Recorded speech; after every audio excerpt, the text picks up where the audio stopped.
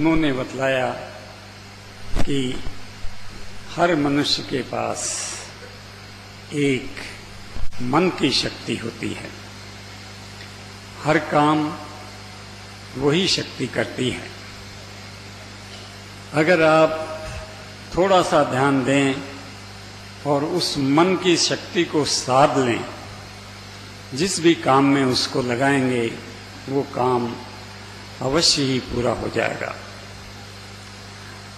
इसमें अगर आप और भी गहराई से सोचते हैं तो पता लगता है कि अपन पढ़ते लिखते आए हैं, ये भी सुनने में आता है, आपने हमने देखा है, संतों से सुना है कि हर मनुष्य के अंतर में ईश्वर का एक अंश या एक चीज होती है। वो जो अंश होता है, उस अंश को अपन समझ के और उसको साध के इसकी तरफ लगाने से वो जो छोटा अंश आपके पास है वो बढ़ के उस बड़े अंश में मिल सकता है, बहुत ही साधारण तरीके से। यही एक बात है, जबकि सब गुरु इस बात को समझाते हैं। हमारे गुरु महाराज ने, आपने देखा, ये बात बहुत ही साफ ढंग से सब लोगों को बतलाई कि आपके पास जो मन की शक्ति है, ये शक्ति का एक हिस्सा पहले ही ईश्वर से जुड़ा हुआ है। आप उस शक्ति को साधें और साध के एक ऐसी कोशिश करें कि वो उस महान शक्ति में पहुंच जाए, मिल जाए। ऐसी ही बात उन्होंने समझाई और उसके बहुत सारे तरीके भी हम सबको बतलाए। उन सब तरीके देखने में तो ऐसे ही लगते हैं, लेकिन हम अगर अपने पुरानी बात को देखते हैं, अपने पुराने सब पूर्वजों को देखते हैं, तो एकदम पता लगता है कि ये केवल बात ही की बात नहीं है। अगर अवश्य ही अगर आप ऐसा प्रयास करेंगे, कोशिश करेंगे, तो वो चीज़ अवश्य ही प्राप्त हो सकती है। हमने अपने जीवन में ही देखा, उदाहरण के तौर पर हमारे परम पूज्य पंडित जी महाराज के जीवन को लीजिए। वो एक बार गुरु के दर्शन से मिले, उनके दर्शन किए और ये क्रिया सीखी। उसके बाद आप देखेंगे कि कहाँ से कहाँ उन्होंने उसी अभ्यास को करके और क्या वो आखिरी मंजिल उन्होंने प्राप्त की। इतना बढ़िया और उदाहरण कहाँ मिल सकता है। पूज्य पंडित जी महाराज के साथ रहने का बहुत मौका मिला, कई बार उनको देखा, कई बार उनके साथ अकेले रहने का भी मिला। ऐसे भी कई मौके आए जो उनके साथ बैठ के इस क्रिया का अभ्यास किया और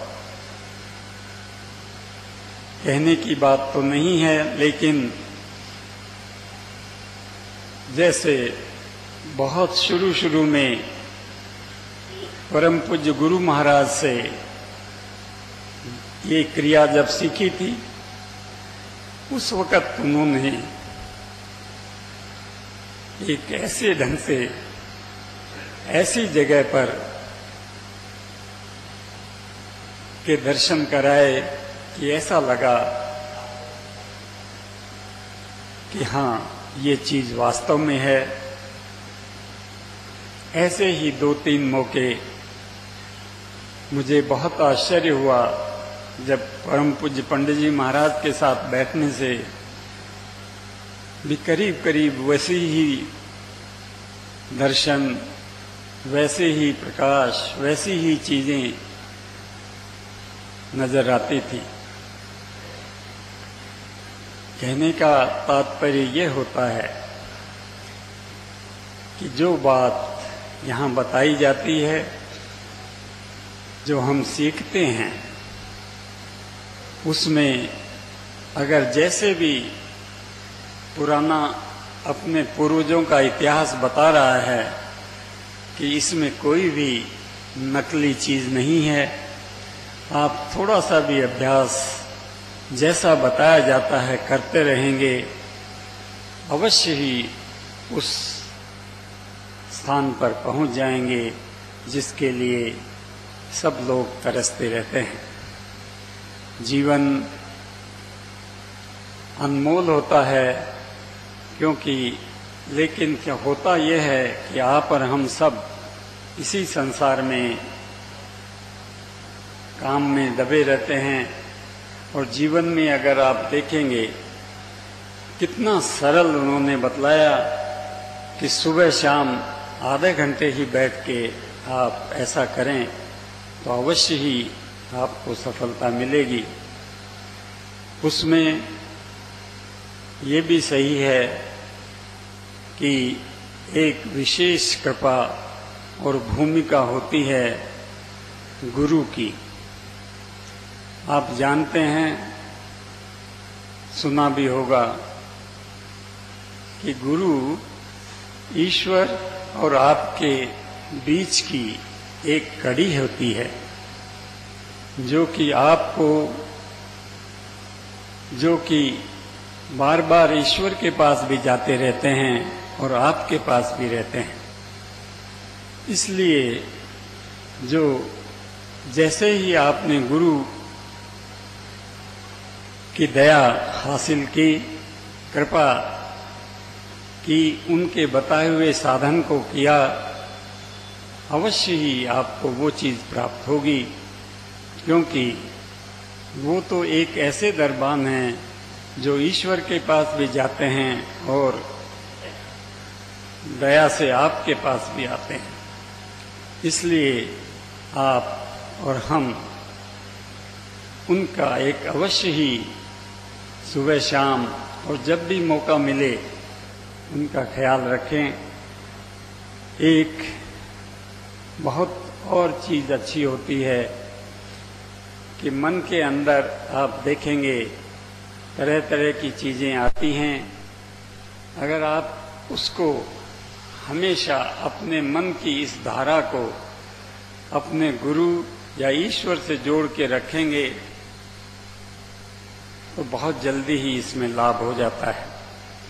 बहुत सारे भाई कहते हैं कि हम सुबह शाम तो करते हैं, लेकिन हमेशा याद रखने वाली बात, फिर हमारा काम बिगड़ सकता है। लेकिन अनुभव ये बतलाता है कि आप कोई भी काम करें, अपने घट में, अपने अंतर में, अपने गुरु को हमेशा याद रखेंगे, वो काम भी चलता रहेगा और गुरु की कृपा भी आपको प्राप्त होती रहेगी। इसलिए आवश्यक यही बात की है कि हम यहाँ आए हैं, बैठे हैं, उसमें ये भी जरूरी होता है कि यहाँ पर एक आपने देखा होगा बहुत सारे चित्र अपन को देखने को मिलते हैं। राम, कृष्ण, उनके चारों ओर अगर आप देखेंगे एक प्रकाश का दायरा खींचा रहता है। ये प्रकाश का दायरा हमारे सत्संग में भी, हमारे गुरुजनों के आसपास भी होता है। इसलिए हम जहाँ इस वक्त बैठे हैं, उन सब गुरुओं का ये जो प्रकाश का दायरा है हम सब के ऊपर छा रहा है। और इसीलिए ये होता है कि इन सत्संगों में जहाँ भी अपन बैठते हैं, इतने सारे इकट्ठे होते हैं, वो प्रकाश, वो उनकी कृपा सबको प्राप्त होती है। और आपको जब हम यहाँ से लौट के जाते हैं, ऐसा लगता है कि अब हम एक दूसरी मंजिल पर पहुँच चुके हैं। आवश्यकता इसी बात की है कि अपने गुरु को अंतर में हमेशा अपन याद रखें, उनकी बताई हुई क्रिया का बराबर अभ्यास करें। बराबर अभ्यास इसलिए जरूरी होता है क्योंकि ये मन से संबंधित है। अगर मन को आपने एक दिन भी छोड़ दिया तो वो वापस उसी जीरो पर पहुंच जाता है जहां से चला था। इसलिए समझने की बात यह है कि हम अवश्य ही जो भी समय हम बनाएं, बैठ के अपने गुरु को याद करें और इस पूजा का एक अवश्य ही साधन करें। बार बार अभ्यास करना अत्यंत ही आवश्यक है।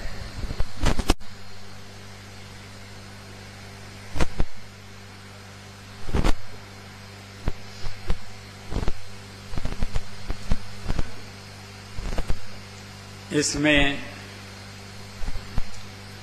अपन देखते हैं कि ऐसा सुनने में, आपको पढ़ने में आया होगा कि जिस स्थान पर मनुष्य होता है वहां से ईश्वर की तरफ जाने में 5 मंजिलें पार करनी पड़ती हैं।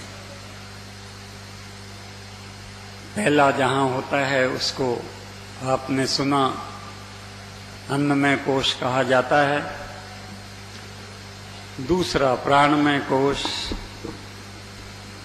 तीसरा मनोमय कोश,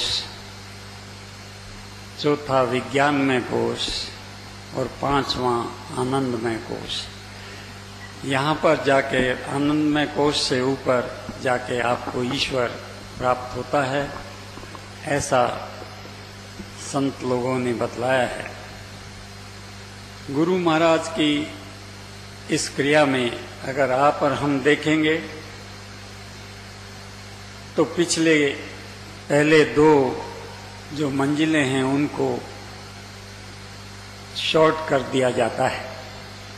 कहने का मतलब ये हुआ, अन्नमय कोश, जब भी आप ईश्वर के बारे में सोचते हैं, पहला कदम सोचते हैं, उस वक्त वो पार होता है। उसके बाद प्राणमय कोश, लेकिन मनोमय, उसके ऊपर, और इस तरह से आप ऊपर तक जाते हैं। गुरु महाराज की इस क्रिया में अगर आप ध्यान से देखेंगे, ये मन से संबंधित मनोमय कोश से चालू होती है। कहने का मतलब ये हुआ कि आपको उस अपनी मंजिल पर पहुंचने के लिए केवल 2 कोश ही और पार करने पड़ेंगे, विज्ञान में और आनंद में। इसलिए इस क्रिया का एक विशेष महत्व है जो गुरु महाराज ने बतलाई कि ये बीच के मनोमय कोश से ही चालू होती है। क्योंकि जो एक हर मनुष्य के पास जो मन की शक्ति है वही हर चीज को कंट्रोल करती है। इसलिए सारा ध्यान इसी पर केंद्रित किया जाता है। उसमें गुरु महाराज ने ये बतलाया कि हम लोग सब एक सुखासन से बैठ जाएं, जिसमें कि हम 25-30 मिनट तक बिना हिले डुले बैठे रह सके। रीढ़ की हड्डी सीधी हो, गर्दन थोड़ी झुकी हुई हो, आंख हल्की सी बंद करें। ऐसा विचार करें कि हमारे सामने परमात्मा या गुरु प्रकाश रूप में हमारे सामने उपस्थित है। उनके प्रकाश की एक धारा निकलकर हमारे हृदय में समा रही है और हमारा रोम रोम प्रकाशित होता चला जा रहा है। हमें बहुत सुख व शांति प्राप्त हो रही है। इसमें जैसा मन का स्वभाव है, इस विचार को छोड़ के किसी दूसरे विचार पर जाएगा।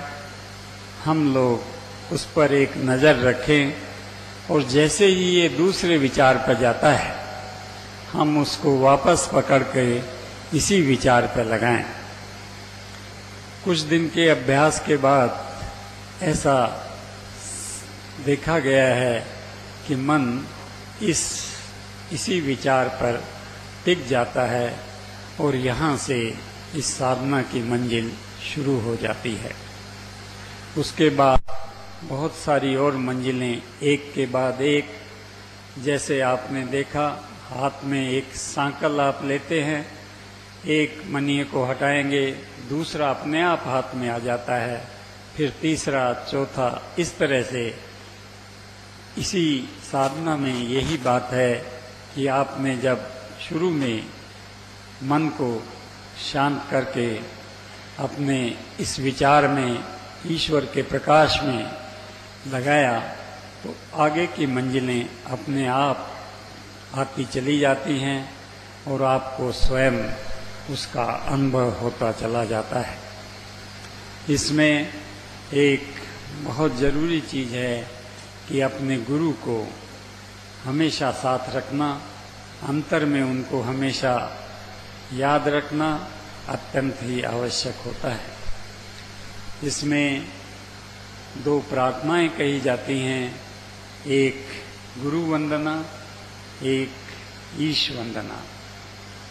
आप देखेंगे इन प्रार्थनाओं का भी एक वैज्ञानिक महत्व होता है। आप और हम जहाँ आज अभी बैठे हैं, जो भी काम करके आए हैं या जो भी मन में अभी विचार है, ये विचार बार बार आते रहते हैं। इसलिए जब मनुष्य प्रार्थना बोलता है तो जो ऐसे शब्द मुंह से निकलते हैं वो वापस कान में जाते हुए, मस्तिष्क में होते हुए अंदर आते हैं, एक सर्कल बन जाता है। तो जो भी आपके पुराने विचार हैं वो सब हट जाते हैं। इसलिए प्रार्थना एक लय होके एक स्वर में सबको कहनी चाहिए। प्रार्थनाएं समाप्त हो जाती है, ये ध्यान चलता रहता है। जब गुरुजन कहें बस करें तब आप बस करें, अदरवाइज ये ध्यान अपन वैसे ही करते रहें।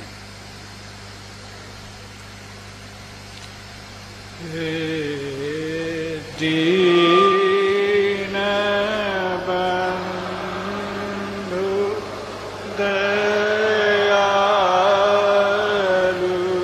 गुरु के भांति तव गुण गाऊं मैं, तुम्हारे पवित्र चरित्र के विधि नाथ कही के सुनाऊं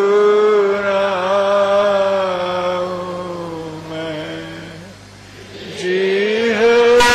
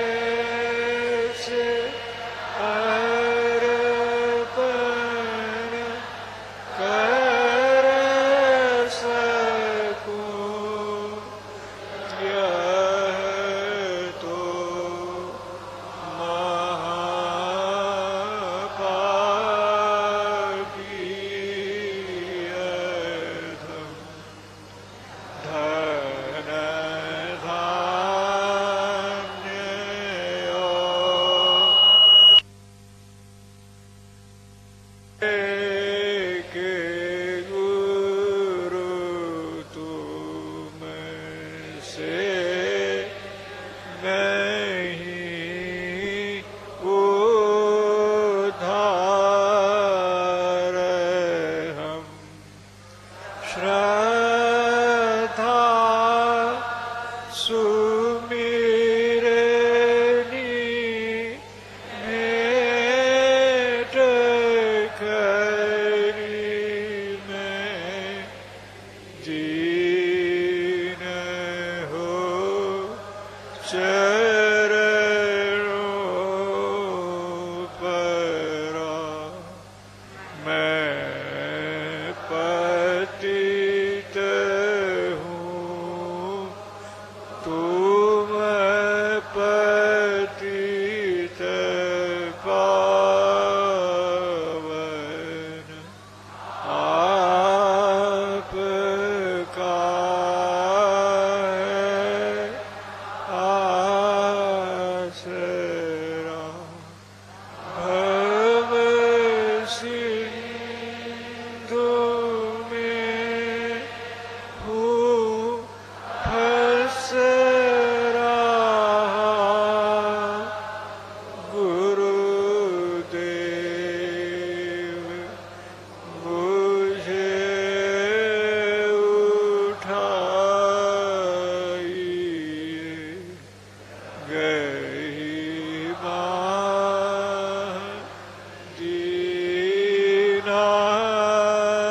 दीनानाथ अपराधी को पार लगाइए जो दीन हो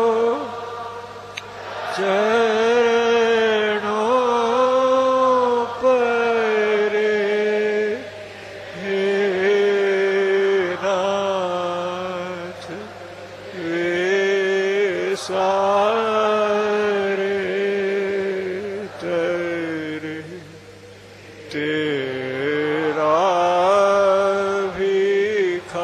भिखारी तुम बिना प्रभु आसरा किसका करे मैं दीन हूँ तुम दीन बंधु मैं अधम तुम नाथ हो मैं हूँ अनाथ कृपा निधान तुम अनाथों के नाथ हो माता पिता सुत भ्रात भाया कोई साथ न जाएंगे उस पाक कुंभी नरक में कोई न हाथ बटाएंगे यह सोच के तब शरण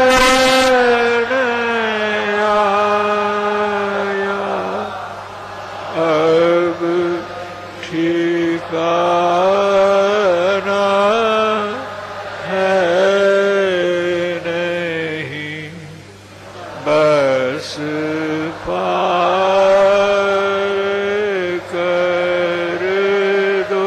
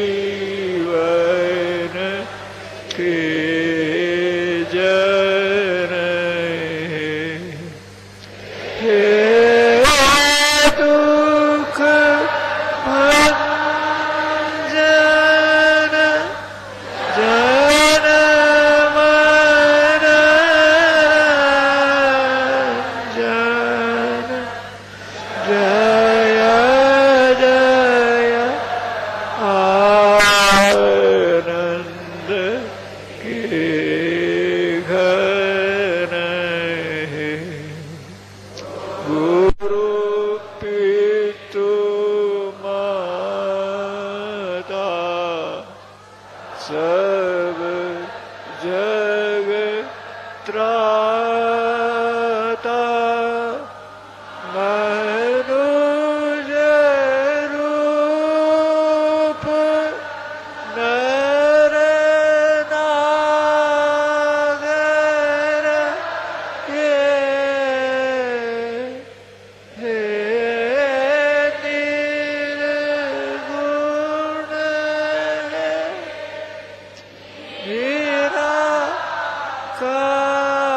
निराकार प्रभु निर्भय निगम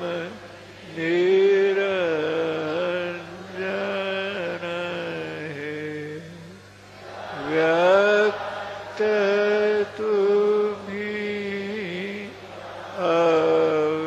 अव्यक्त तुम्हीं हो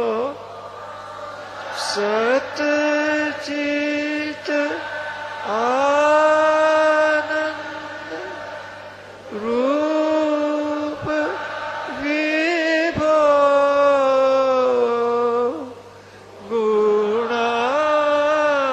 गुणागार गोतीत अगोचर अनुभव गम्य अजेय प्रभु सबके स्वामी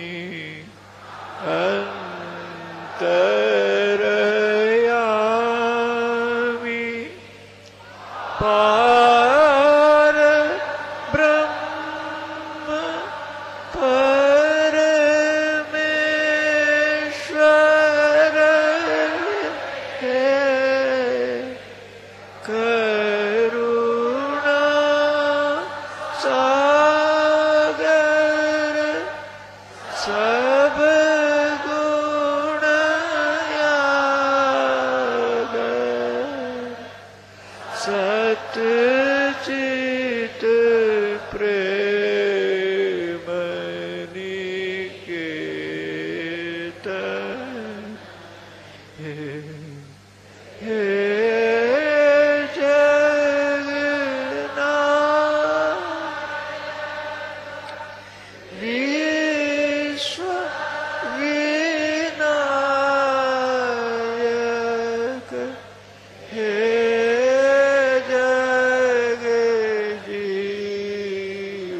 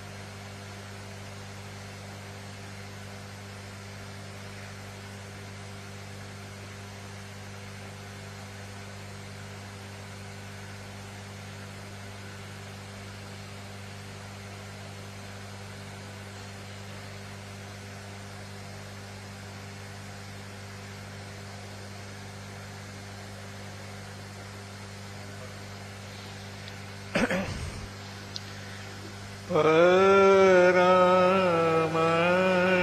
गुरु राम मिलावन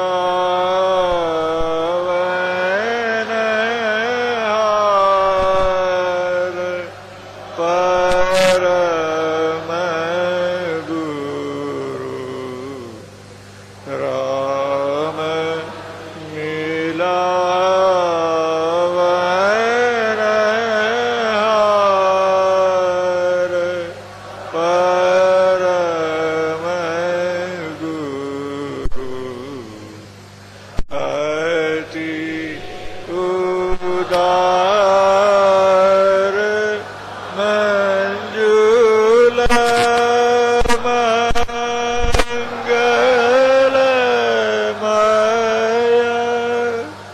अभिमत फल दातार। परम गुरु राम मिलावन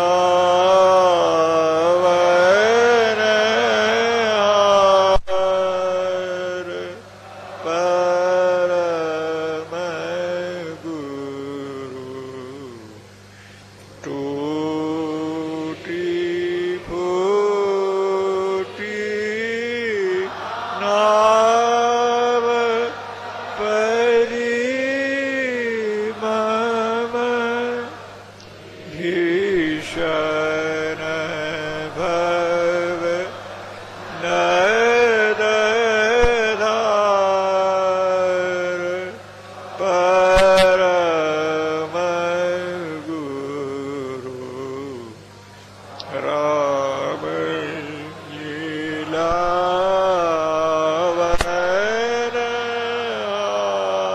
हार।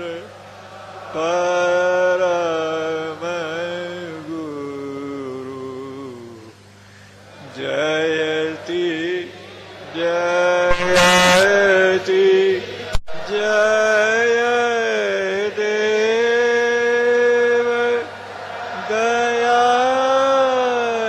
दयानिधि वेगी उतारो पार। परम गुरु राम मिलावन हार।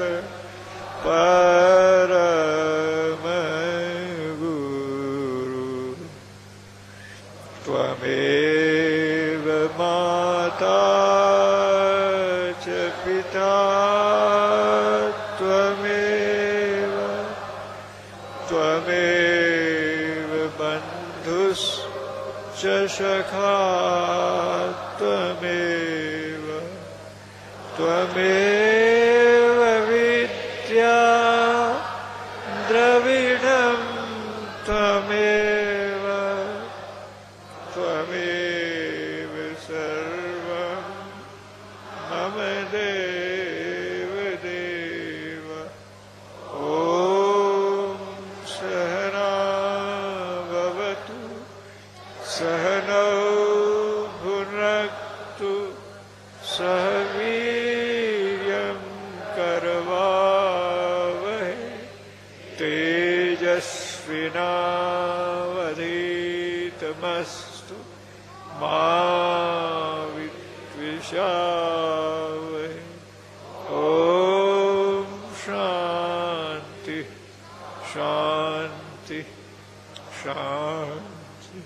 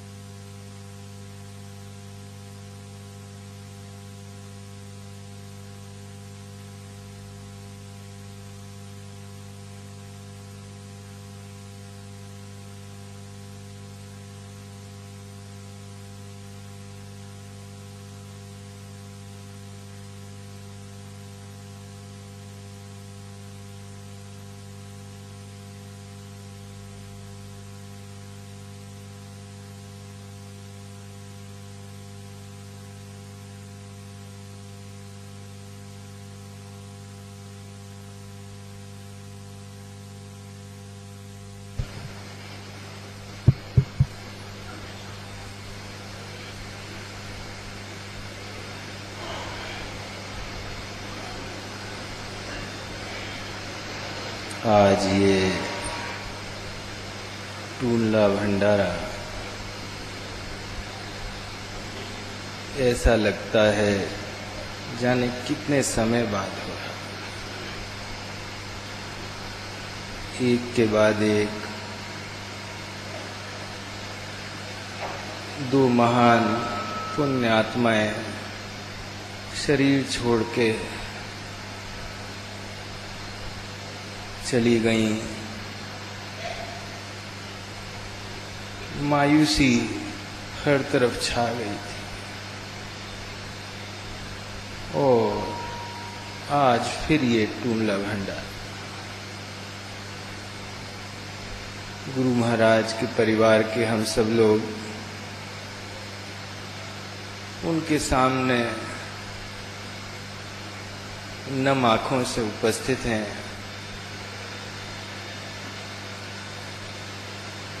उनकी वो कृपा जो हम सब पर सामूहिक रूप से होती है, उसका हम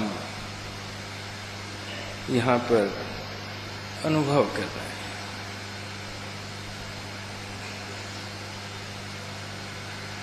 हमारी अगर हम सत्संग की यात्रा को देखें तो पहले तो उनका पहला प्रेम का छींटा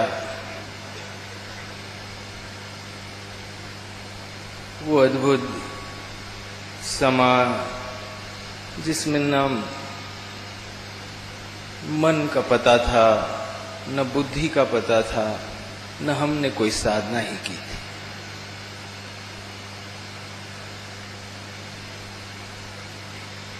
लेकिन वो दिन चले गए और आप ओझल हो गए।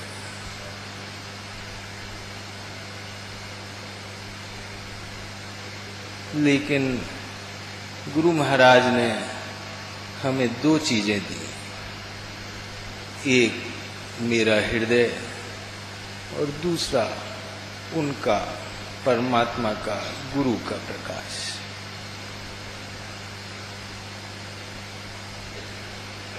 वो हृदय जिसमें आपने वो प्रेम का छींटा डाला था वो ओझल सा हो गया, लेकिन जो आपने ये दो चीजें मुझे साधना में दी, उससे फिर से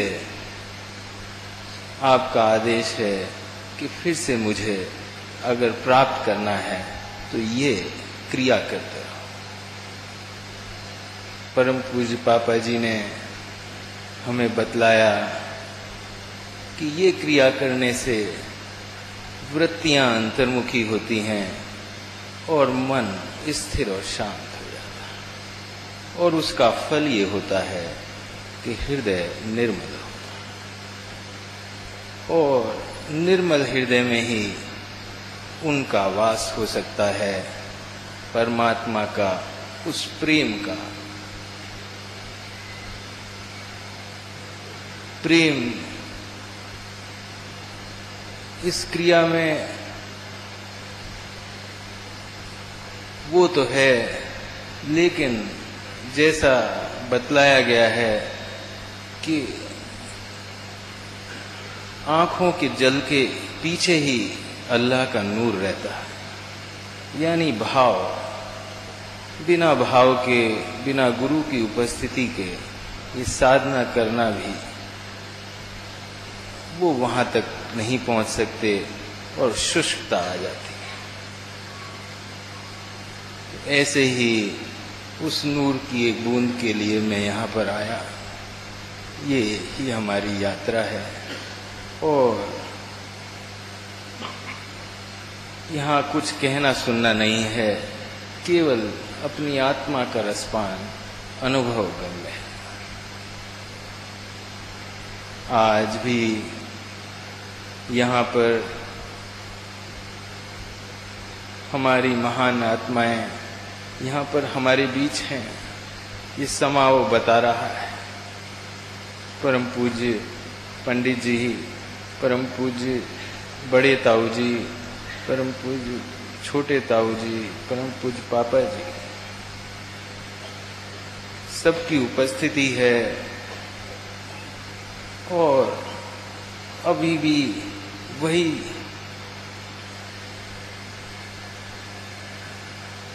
चीज है कि जब आप विराज जाते तो वह अलौकिक वाणी को सुनने के लिए जो जहां होता वो वहां रुक जाता, उसको बस यही लगता कि अमृत रस मेरे अंदर भरता ही जाए। वो जब आप विराज जाते तो निर्मलता का अश्रुपात होता और हम सब, हमारी आंखें रुकती नहीं। आप जब विराज जाते थे तो स्टेज जगमगा जाता, वो अद्भुत समा था। हमें आज भी वो बात याद आती है कि परम पूज्य छोटे ताऊ जी ने कहा था कि यहाँ की गद्दी परमात्मा की गद्दी है, यहाँ की गद्दी परमात्मा तक जाती है। यहाँ ये हमें अपने अपावन जिह्वा से, इसीलिए यहाँ का गुरु जो परमात्मा है उसके अलावा कोई हो नहीं सकता, इसीलिए अपनी अपावन जिह्वा से गुरु का नाम भी यहाँ लिया जाता। ये जो कुछ लोग हैं जो परम पूज्य आलोक भाई साहब इनका गलत नाम का इस्तेमाल कर रहे हैं, वो नाम न लें, चाहे कितनी उम्र हो गई हो, लेकिन ये यहाँ का सिद्धांत है, यहाँ की परंपरा है, यहाँ की प्रतिष्ठा है। हमें ये भी पता है कि चाहे कोई नया साधक आए, उसको भी गुरु महाराज ऐसा सिखा देते हैं, ऐसा संदेश दे देते हैं कि उसको कोई संशय नहीं रहता कि ये सत्संग आज भी स्थूल गुरु का सत्संग। करना कुछ नहीं है, दो ही शब्द कह गए हैं, एक अनुशासन और दूसरा सेवा। अनुशासन यानी आज्ञा पे चलना और आज्ञा पे ना चलने का भय, और सेवा कि जो तुम्हें परमात्मा से मिला है अगर उससे कुछ ज्यादा लेना है तो गुरु के पुत्रों की सेवा, गुरु के आध्यात्मिक पुत्रों की सेवा, बस यही।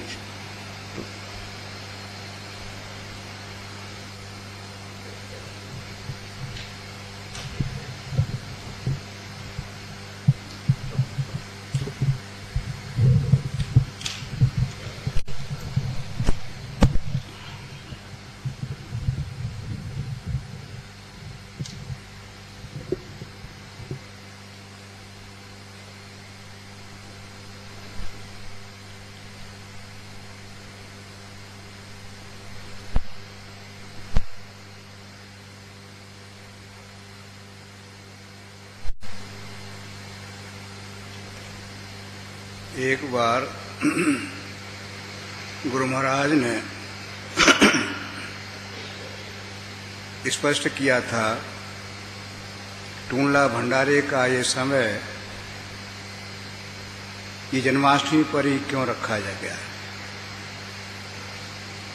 मथुरा भंडारे का समय शिवरात्रि पर ही क्यों रखा गया। उन्होंने बड़ा स्पष्ट किया कि ये हमारे विचार ये हुआ, 3 महारात्रियां होती हैं, जन्माष्टमी, शिवरात्रि और दीपावली। इन महारात्रियों का बड़ा विशेष महत्व होता है। जैसे आप जानते हैं गंगा तो वही है, लेकिन जब पर्व होता है तो अधिकतर लोगों की इच्छा उसमें स्नान करने की होती है, क्योंकि पर्व पर विशेष महत्व हो जाता है, विशेष लाभ होता है। ऐसे ये 3 महारात्रियां हैं, अध्यात्म की पर्व हैं। इस दिन इसे प्राप्त करने का सबसे सुलभ तरीका होता है। जैसा हम जानते हैं जन्माष्टमी का महत्व क्यों है। गुरु महाराज ने बड़ा स्पष्ट किया कि हम परमात्मा की बात नहीं कहते, हम ये कहते हैं कि हम आप में ही उस परमात्मा को उतार देंगे। आप में परमात्मा में कोई अंतर नहीं है। जैसे दो घड़े रखे हैं, एक में पानी भरा है, एक खाली। यहां जो हवा व्याप्त है,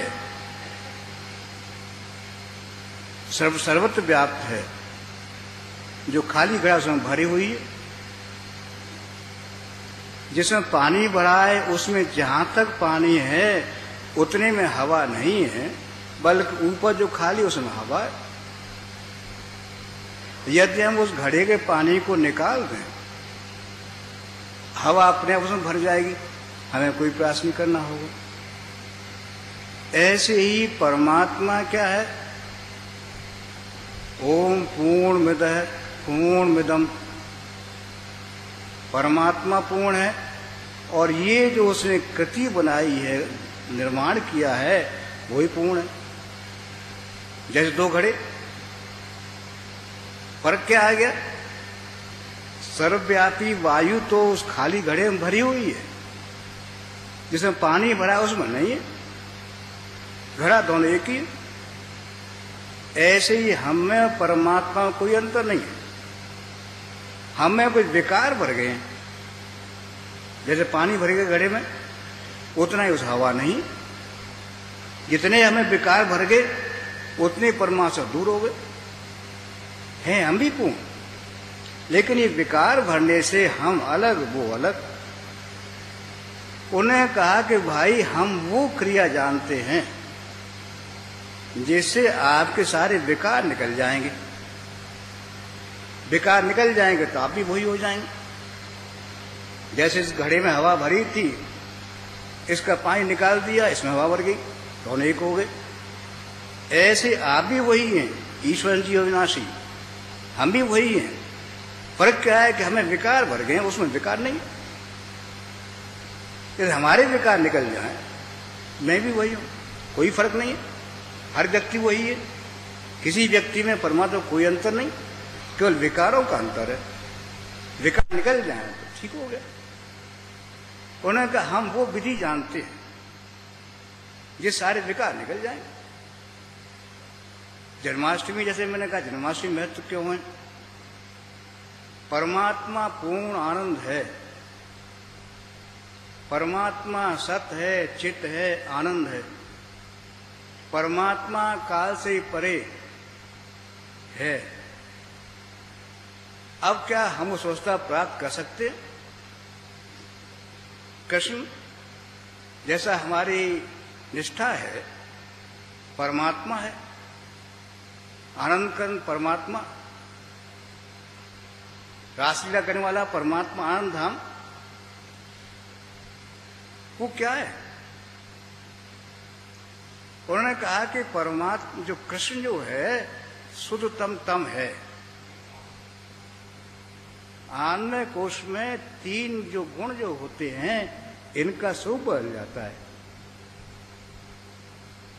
मनोमय कोश में सच्चित आनंद था, लेकिन जो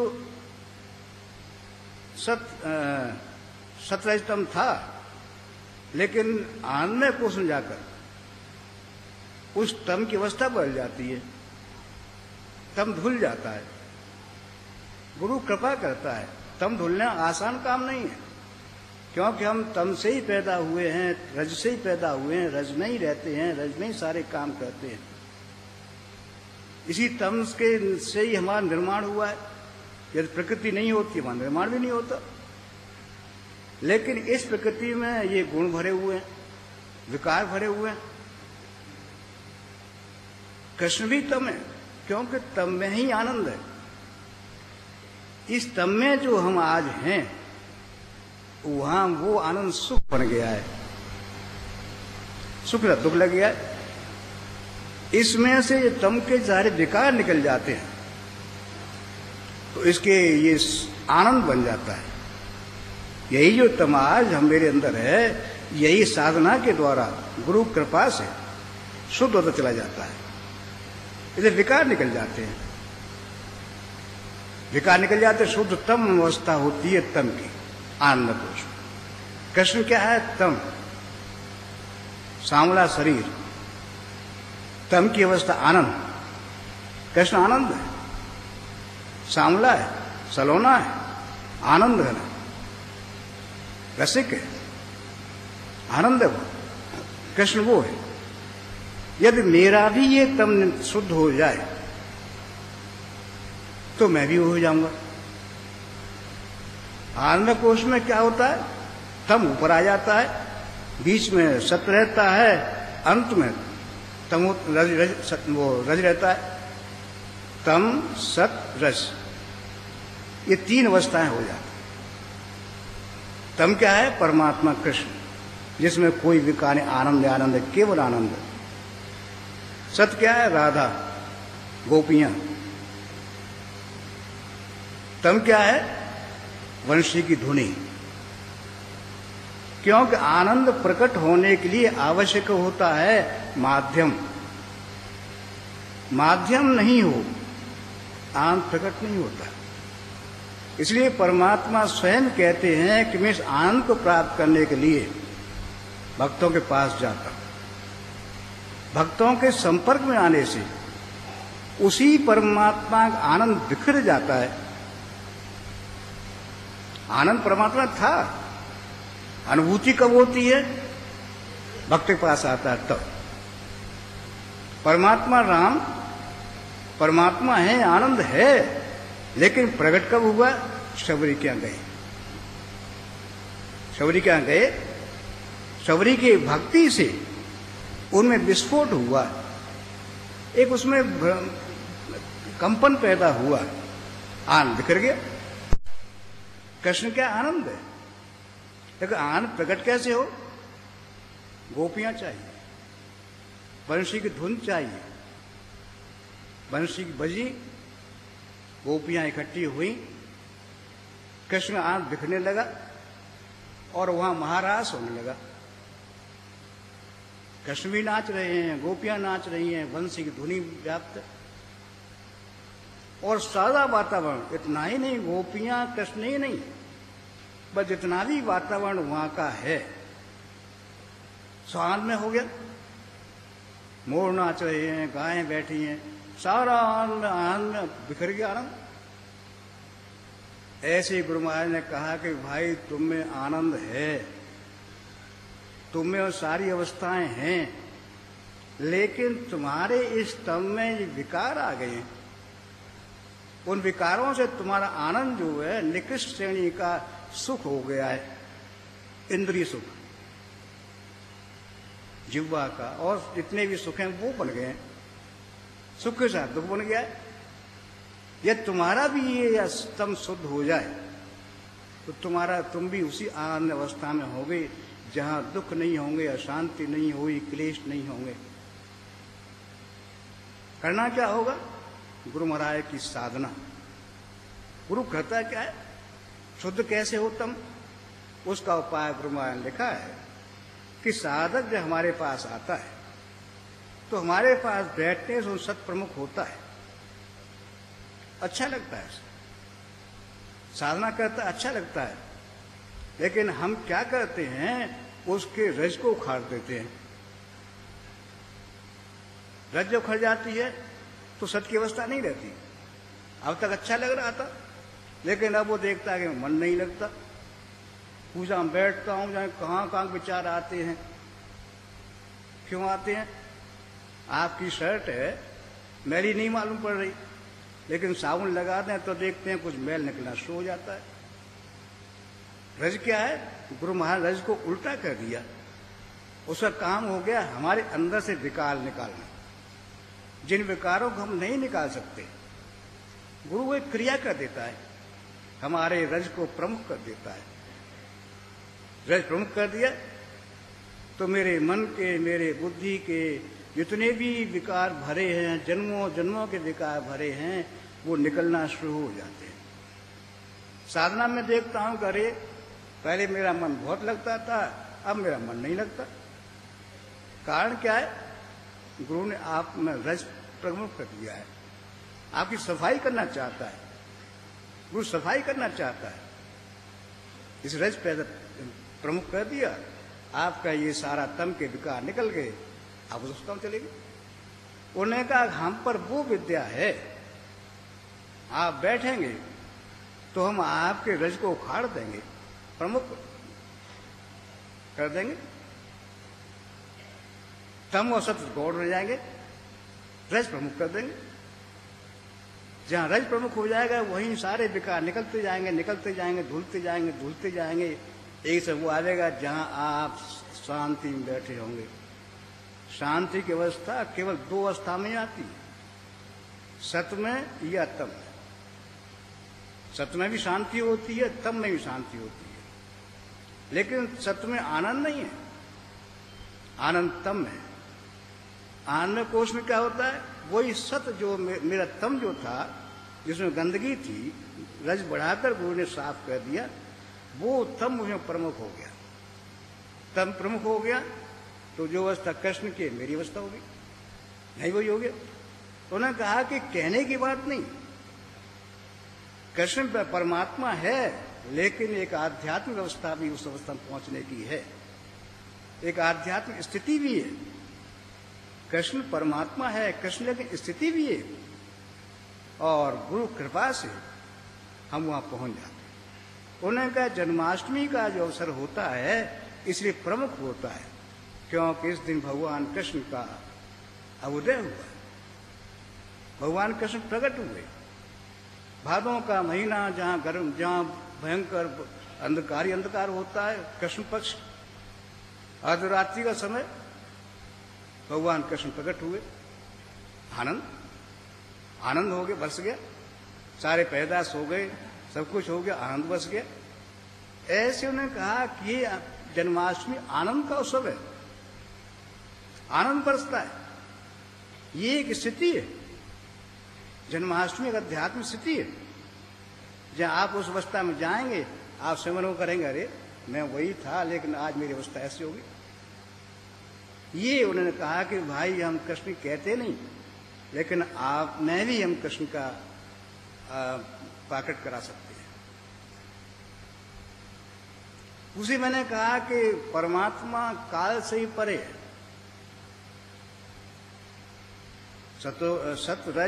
सतयुग, द्वापर, नहीं सतरजतम, तीन तो गुण हो गए, तीन काल। परमात्मा काल से परे है, भूत भविष्य वर्तमान। परमात्मा क्या है? न भूत है न भविष्य है, शाश्वत है। हमारे सामने तीन काल आते हैं, लेकिन वर्तमान हमारे पास नहीं होता। वर्तमान तो क्षणिक होता है, एक क्षण में ही जो भविष्य है भूत हो जाता है, वर्तमान का अस्तित्व नहीं रहता। जब भगवान कृष्ण कहते हैं वर्तमान को अच्छा बना लें, बनाने किसे है ही नहीं। उन्होंने कहा कि नहीं, उस अवस्था में पहुंचना है जहां ये योग आपको प्रमुख हो जाएगा। काल से परे अवस्था में आप चले जाएंगे, न भूत रहेगा न भविष्य रहेगा, बल्कि आप वर्तमान ही होंगे, तीनों कालों से परे। जैसे आप देखते हैं सूर्य का प्रकाश होता है, बादल छा जाते, तो हम देखते हैं सूर्य ढक गया, लेकिन कितना ढका? जहां तक मेरी निगाह है सूर्य से आगे चमक रहा है, जहां तक बादल है वहां तो सूर्य नहीं चमक रहा, लेकिन सूर्य का अस्तित्व है, सूर्य अभी चमक रहा है, मेरी दृष्टि से आगे सूर्य अभी है। ऐसे ही परमात्मा शाश्वत है, न भूत होता है न भविष्य होता है। उन्होंने कहा कि हम आपको उस अवस्था में ले जा सकते हैं जब आप में भूत नहीं रहेगा, भविष्य नहीं रहेगा, वर्तमान हो जाएगा। जैसा भगवान कृष्ण कहते हैं योगस्थ कुरु कर्माणि, योगस्थ हो जाओ। योगस्थ हो जाओगे तो तुम्हारी अवस्था उस वर्तमान में हो जाएगी जो कभी भूत भविष्य नहीं होता, अतः काल से परे चले जाए। उन्होंने कहा कि ये जो साधना हम आपसे करा रहे हैं, इसका साधना का बड़ा गहरा दर्शन है। जितना गहराई में आप जाके देखेंगे उतना ही आप देखेंगे, अरे गुरु महाराज ने क्या चीज दी, कितनी गहराई में वो थे। जितनी भी डुबकी आप लगाएंगे उसे भी आगे और देखें, नहीं इससे भी आगे गुरु महाराज ने कहा है। हर एक लाइन, हर एक शब्द में इतनी गहराई है कि हम जितनी भी डुबकी लगाते हैं उतनी छोटी पड़ जाती है। कितनी गहराई में थे वो, शायद हम सोच नहीं सकते, कभी कल्पना नहीं कर सकते। उन्होंने कहा कि तुम भी मेरे साथ आ जाओ। ऐसे नहीं, मुझ जुड़ जाओ। तुम उस अवस्था में नहीं जा सकते, तुम्हारी वो अवस्था नहीं हो सकती, तुम वहां वर्तमान में पहुंच जाओ, कितना भी आप प्रयास करें। लेकिन मुझ जुड़ जाओगे तो मेरे साथ तुम भी इस भूत भविष्य से आगे वर्तमान में चले जाओ। योगस्थ पूर्व कर्माणी, मुझसे योगस्थ हो जाओगे तो तुम भी वर्तमान में पहुंच जाओगे। वही साधना गुरु महाराज दी कि भाई कहने सुनने की बात नहीं, योगस्थ हो जाओ, मुझ जुड़ जाओ। जहां जुड़ जाओगे वहीं आप स्वयं अनुभव करेंगे, समय बहुत पीछे रह जाएगा। जितना आप टेंशन अवसाद लिए थे वो सब नीचे रह जाएंगे, आप विचारों से ऊपर बैठे होंगे। विचार नहीं, भूत भविष्य है। जब विचार से ऊपर न भूत है, न भविष्य है, न कुछ भी नहीं है। अब देखें, आप यहां टूंडला भंडारे में आए, यहां पर कोई विशेष सुविधा नहीं है, न ठहरने की विशेष सुविधा है, न खाने पीने की विशेष सुविधा है, न कुछ और है। लेकिन अनुभव नहीं हो रहा है। एक अजीब अवस्था में हम बैठे हैं। जैसे मैंने कहा, गुरु हमें एक अवस्था में ले गया जहां ये शारीरिक कष्ट हमें अनुभव नहीं हो रहे। मुझे घर पर क्या काम था मुझे याद नहीं, मैं छुट्टी लेके आया हूं कि नहीं लेके आया हूं, कैसे मैं यहां आ गया हूं, ये सब भूल गया। मैं यहां के विचार में खो गया। क्यों? गुरु ने मुझे वहां वर्तमान में पहुंचा, अपने साथ जोड़ लिया। जहां जुड़ गया तो गुरु के साथ उठता उठता उठता उस वर्तमान में पहुंच गया जहां न कोई टेंशन है, न विचार है, न अवसाद है, न शांति है, न क्लेश है, कुछ भी नहीं रहा। जितनी समय में यहां बैठा वो सब भूल गया। मैं लौट के जाता हूं, स्मृतियां वापस आना शुरू हो जाती हैं। अरे हम चले गए, फलाना काम कैसे हुआ होगा, वहां कैसे होगा, ये सारी स्मृतियां फिर इकट्ठी होने लगती हैं। घर गए, वो सारा फिर हम पे जुड़ गया, फिर भूत भविष्य हो गया। गुरु के शरण में गए, जुड़े, इस सबसे ऊपर हो गए, कोई चिंता नहीं। अब कोई हमसे पूछे कि वहां आप जाते हैं भंडारे में, क्या मिलता है आपको? खाने का भी ढंग नहीं, रहने की भी जगह नहीं, क्या मिलता है आपको? शायद कोई शब्द आप नहीं समझा सकें, क्योंकि जो आप अनुभव कर रहे हैं वो कहने की बात नहीं। जो अनुभव आप इस समय कर रहे हैं यहां बैठे हुए, वो उसके शब्द नहीं है, एक अवस्था है। इसलिए कहते हैं भाई कह नहीं सकते क्या मिलता है, लेकिन कभी तुम भी चल के देखो वहां क्या मिलता है। वो आया, चाहे पहली बार ही आया यहां पर, पहली बार ही उस अवस्था में चला गया। क्योंकि गुरु एक शक्ति है जो बैठ गया और उठा लिया उसने, अब इसका जोड़ लिया। हम नहीं जुड़ सकते गुरु से। भगवान कृष्ण कहते हैं तुम्हें योग सर्वधर्मान कर्म सर्वधर्मान प्रत्यज्य मामे कृष्ण, लेकिन हम जुड़ नहीं सकते। जो गुरु ही जोड़ता है हमें अपने से।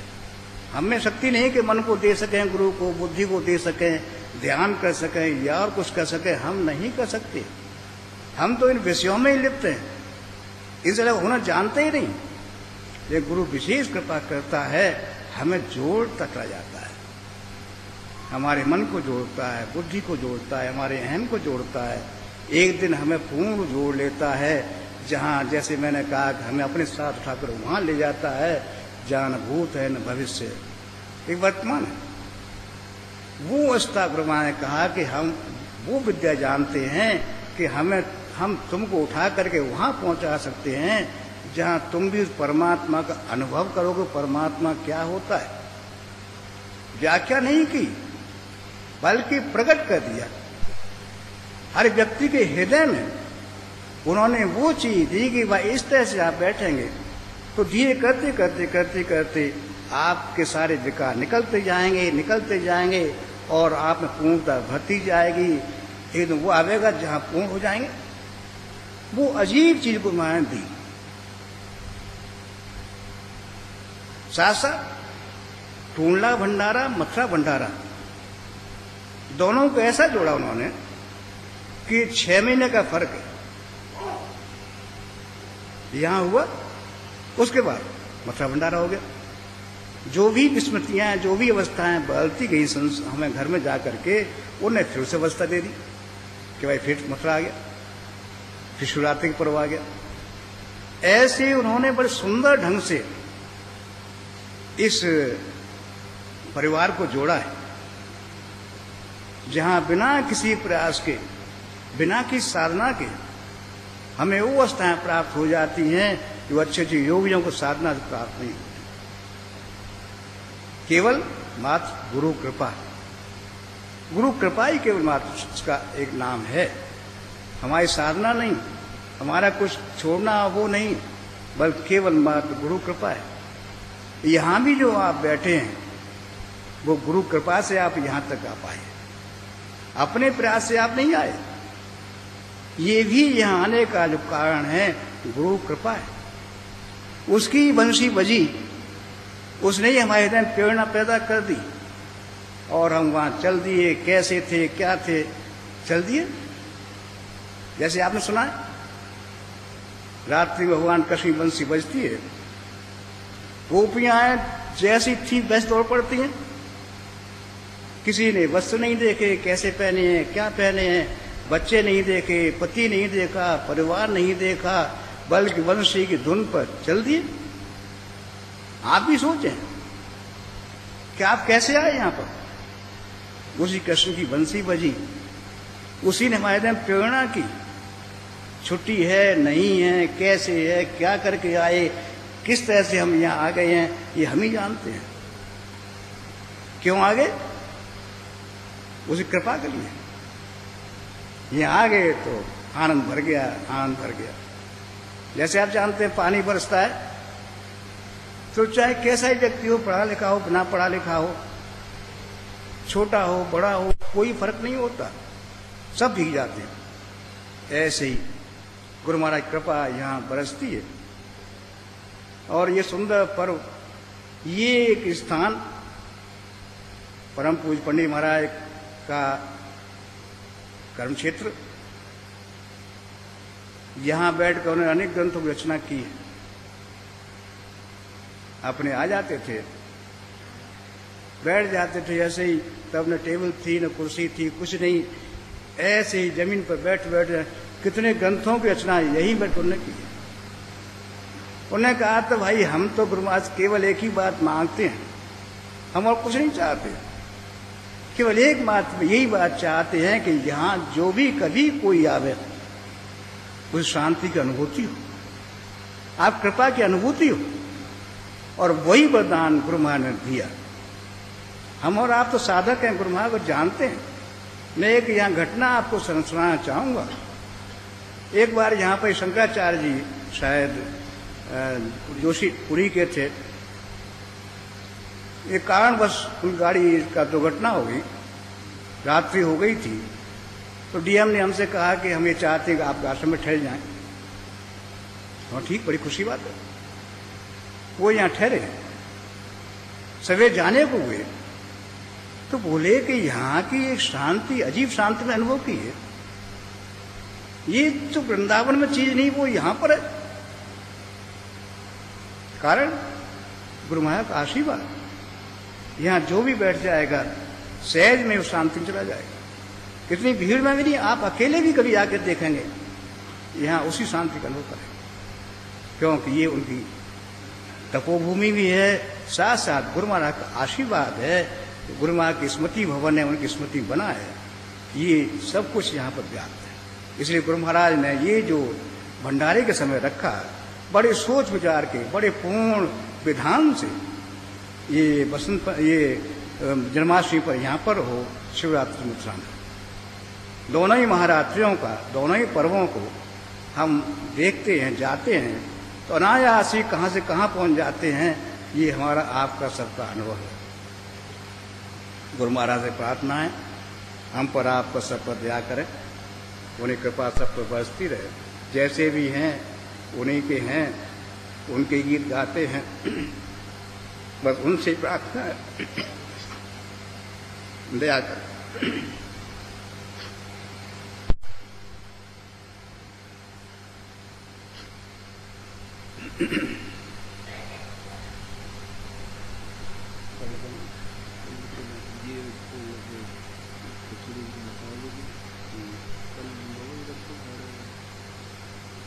कल 9 बजे रख लें, 8:30 9 बजे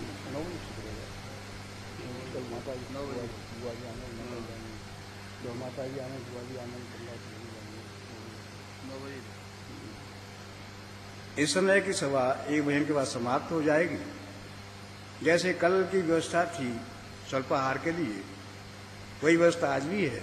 जिन स्थानों में नाम लिए थे उन्हीं स्थानों पर जो ठहरे हैं वहाँ पहुँच जाएं, वहाँ सारी व्यवस्था है, स्वल्पाहार वहीं पहुँच जाएगा, आप वहीं ले लें। जाने के लिए यहाँ से बसों की व्यवस्था है, बस और मेटाडोर हैं, आप उनसे जा सकते हैं आराम से, कोई परेशानी बात नहीं है। और जो भाई इन स्थानों पर नहीं ठहरे हैं वो यहाँ आश्रम से ले सकते हैं, साथ साथ जो उधर ठहरे हुए हैं वो जहाँ भोजन किया था वहाँ से भी सुविधा उपलब्ध है, वहाँ से ले लें। और प्रातःकाल हम